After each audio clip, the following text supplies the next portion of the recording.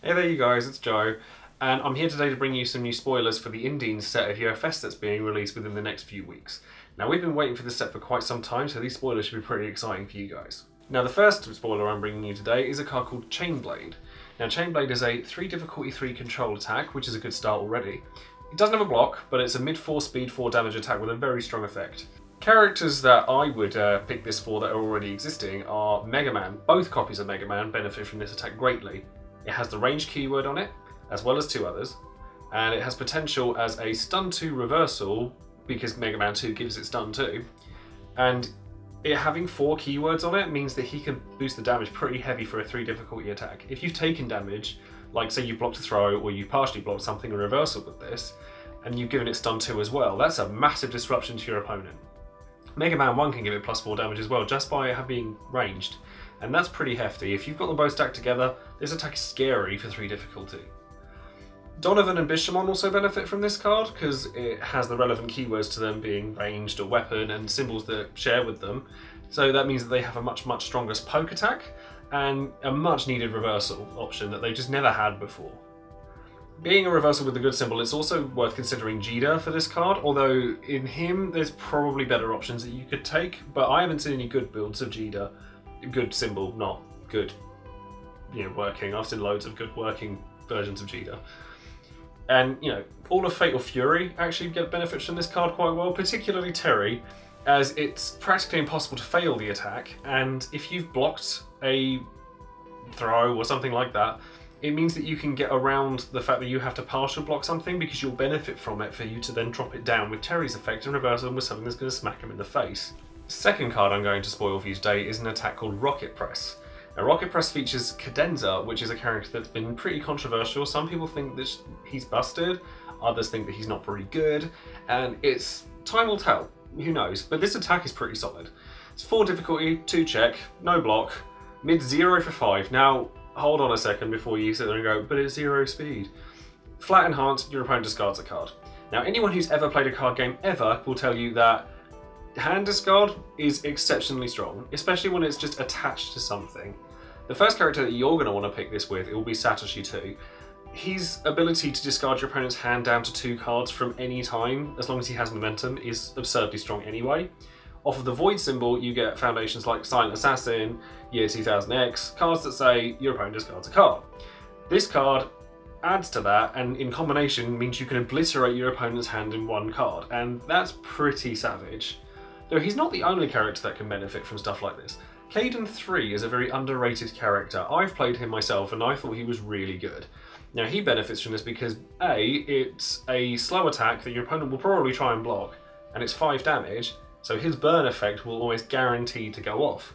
And not only that, but because it discards your opponent's hand, it allows you to bring your opponent down to your level in terms of card advantage, which is always a plus. The next card I'm bringing you today is a card called Dark Fate. Dark Fate is a foundation with 2 difficulty and 5 control check with no block again. This seems to be a trend amongst the cards I'm spoiling today. And this card is absurd. It's just extraordinarily good. The first character I think of this card is one of my favourites, which is Ash. Now Ash has a lot of interaction with mid attacks, like he puts them straight into his momentum. If you have one of these, and you have a hack issue of Death out to allow you to pull cards out of your momentum, it's almost impossible to stop him from having an attack turn every turn. Not only Ash, but literally any character that can use the attack Nivos or a mid-reversal. Nivos is probably the strongest example off of Evil, but there are probably many others. Feel free to leave a comment if you can think of any. Having the ability to play it on your turn and then pick it up ready for your opponents, it's nuts.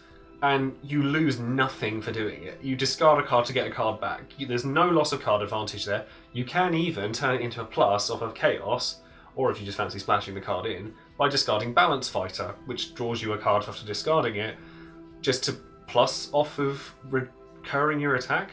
That seems pretty damn good to me. The last card that I'm spoiling for you guys today is a card called Game Knight. Now Game Knight is pretty exclusively for Earth characters, but you can use it obviously in other decks that, as long as they have the Earth symbol, you don't have to play it off that symbol. So that's worth bearing in mind.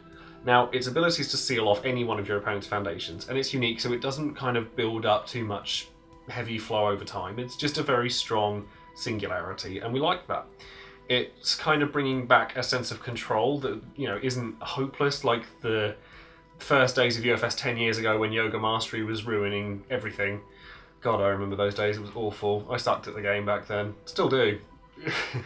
This, however, is very, very good for providing answers for Earth characters to cards that they find problematic, such as Ever Hopeful, although you bear in mind that it's only really going to be useful against Ever Hopeful on your turn, because on theirs, they get their first enhance and they'll probably just put it back in your hand.